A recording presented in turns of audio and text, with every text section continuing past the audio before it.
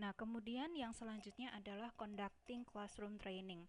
Nah, sebenarnya untuk pelaksanaan training ini sendiri itu tidak ada berbagai macam ya. Jadi ada yang sifatnya tradisional seperti classroom ini, bisa juga distance learning ya, dan juga on the job training. Tapi untuk kali ini saya khusus akan menjelaskan mengenai conducting training dalam setting classroom.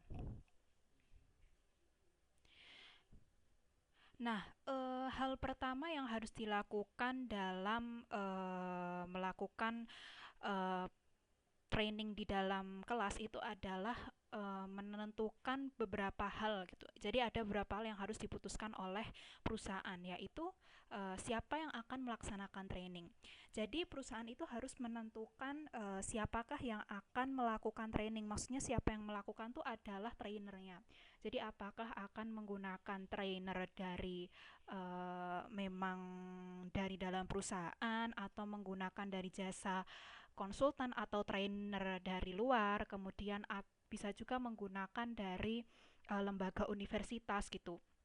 Yang tentunya itu uh, diputuskan berdasarkan pertimbangan-pertimbangan tertentu. Misalnya, jika memang mau menggunakan trainer ya dari dalam internal perusahaan, keuntungannya adalah perusahaan bisa melakukan training kapanpun gitu, karena memang resource-nya pun dari dalam perusahaan. Tapi jika perusahaan memiliki kendala seperti kesulitan dalam memberikan materi tertentu atau skill-skill di area tertentu, atau juga dana yang kurang untuk mengembangkan training tertentu, maka akan sangat baik menggunakan konsultan atau penyedia jasa training dari luar.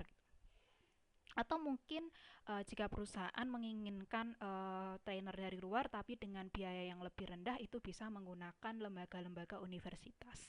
Kemudian yang kedua adalah di manakah training akan dilaksanakan. Nah, biasanya kan training itu bisa dilaksanakan memang di tempat kerja atau di luar tempat kerja gitu ya. Bisa di convention hall atau di hotel gitu. Nah, pertimbangan-pertimbangannya adalah dengan melakukan training di tempat perusahaan itu akan memberikan kesempatan bagi karyawan untuk apa ya? Bisa yang pertama sih jelas itu akan menghemat budget dari perusahaan. Yang kedua, bisa dilakukan simulasi-simulasi pekerjaan yang memang dengan setting atau tempat yang seperti situasi nyata gitu. Tapi mungkin perusahaan juga bisa mempertimbangkan untuk menggunakan tempat pelatihan di luar apabila dirasa memang menggunakan tempat di luar itu dirasa lebih leluasa gitu, lebih leluasa untuk melakukan kegiatan-kegiatan tertentu atau dianggap lebih kondusif bagi para trainee gitu untuk fokus pada training yang dilakukan. Kemudian yang terakhir adalah berapa lama training akan berlangsung. Nah, ini terkait dengan apakah training itu akan dilakukan dalam waktu yang padat namun dalam jangka waktu yang pendek atau gimana gitu. Jadi uh, tentu kalau bagi perusahaan akan lebih menghemat biaya apabila suatu training itu dilakukan dalam 1 minggu tapi dengan jam yang padat gitu, jadi seharian penuh. Tapi mungkin perusahaan juga harus memperhatikan kemampuan karyawan gitu, kemampuan trainee, kemudian trainingnya seperti apa, karena mungkin bagi trainee mereka akan lebih uh, efektif untuk menerima materi yang disampaikan dalam training ketika trainingnya itu dilakukan dalam setengah hari tapi dalam jangka waktu yang lebih lama. Jadi banyak hal yang harus diperhatikan dalam membuat keputusan-keputusan ini karena nanti akan sangat berpengaruh terhadap efektivitas dari training itu sendiri. Yang kedua adalah menyiapkan training. Yang pertama adalah penyesuaian dengan peserta training. Artinya eh, trainer itu harus melihat karakteristik-karakteristik dari trainee yang akan dihadapinya, baik dari bisa dari latar belakang demografis, usia, kemudian kompetensi yang dimiliki, skill yang dimiliki, atau bisa juga terkait dengan ras atau hal yang lain gitu. Jadi uh, Misalkan katakanlah eh, untuk training yang berumur muda dengan berumur tua itu tentu akan berbeda cara penyampaian materinya. Kemudian untuk trainee yang skillsnya memang sudah mumpuni dengan trainee yang memang skillnya masih terbatas, itu juga penyampaiannya akan berbeda.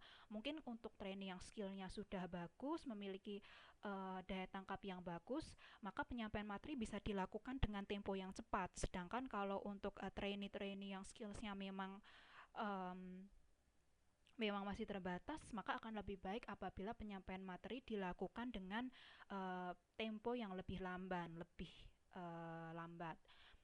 Nah, yang jadi tantangan itu adalah ketika mm, trainee dalam satu training yang sama itu terdiri dari berbagai kemampuan gitu. Ada yang dengan skill yang masih terbatas, ada yang memang skillsnya sudah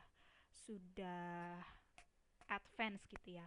Nah, untuk uh, kasus-kasus seperti itu tentu saja trainer harus mempertimbangkan metode apa yang tepat agar training dapat berjalan dengan efektif. Kemudian yang kedua adalah mengembangkan kurikulum training. Jadi ini terkait dengan materi apa yang akan disampaikan, kemudian berapa lama training itu akan dilakukan, metode yang dilakukan, kemudian materi-materi yang akan diberikan apa.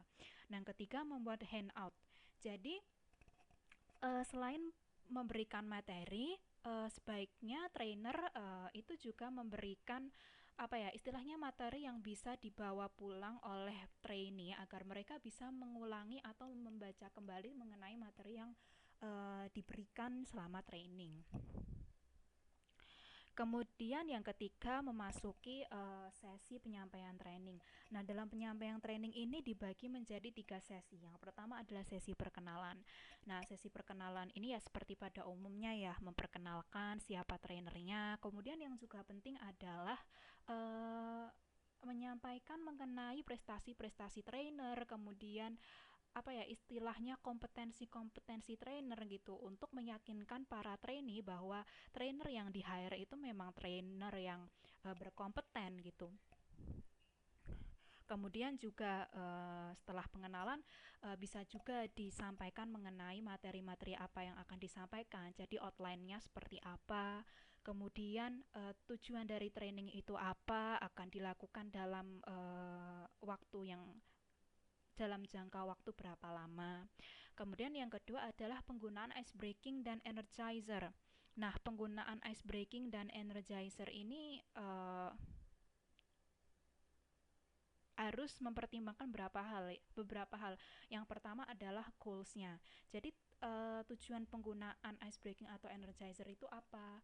Apakah untuk membangun kerja tim atau untuk sekadar memperkenalkan diri atau untuk apa ya memang hanya untuk merefresh uh, keadaan trainee gitu supaya lebih semangat lagi. Nah, kemudian yang juga harus diperhatikan adalah jangka waktu durasi dari training. Jadi jika durasinya memang singkat, sebaiknya ice breaking dan energizer-nya pun yang singkat-singkat saja. Tapi kalau memang ada waktu yang cukup lama, maka bisa dilakukan ice breaking dan energizer dengan kegiatan-kegiatan yang lebih kompleks dan yang memakan waktu lama.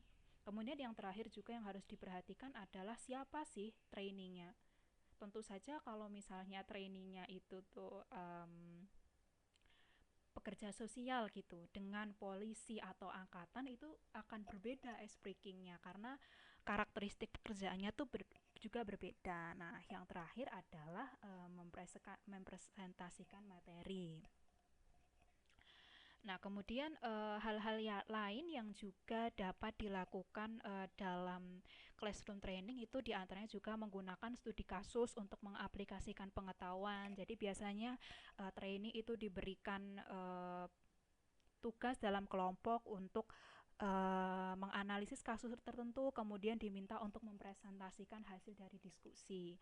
Atau juga bisa menggunakan simulasi untuk mempraktikkan keterampilan baru atau mempraktikkan keterampilan interpersonal melalui role play gitu. Jadi biasanya kalau role play ini dalam bentuk drama gitu ya, bisa jadi trainee itu dalam kelompok diminta untuk memperagakan situasi-situasi tertentu. dalam permasalahan-permasalahan tertentu. Kemudian juga dapat meningkatkan keterampilan interpersonal melalui behavior modeling. Jadi kalau behavior modeling ini biasanya ada modelnya, bisa dari orang secara langsung atau dari video. Kemudian yang keempat adalah memastikan bahwa transfer of training itu terjadi. Nah, ada beberapa situasi yang dianggap itu memiliki apa ya? Memiliki situasi-situasi yang mendukung terjadinya transfer of training. Yang pertama adalah merancang situasi pelatihan semirip mungkin dengan situasi nyata dalam pekerjaan. Kemudian memberikan kesempatan pada trainee untuk mempraktikkan perilaku sebanyak mungkin. Ini dalam konteks training ya. Yang terakhir adalah mempraktikkan keterampilan baru pada berbagai situasi yang berbeda sehingga keterampilan itu lebih dapat dikuasai oleh trainee. Nah, yang terakhir adalah mengevaluasi hasil training. Ini bisa melalui baik dari performance evaluation atau juga bisa melalui memang metode yang dirancang untuk khusus mengevaluasi training, bisa menggunakan metode ini ya.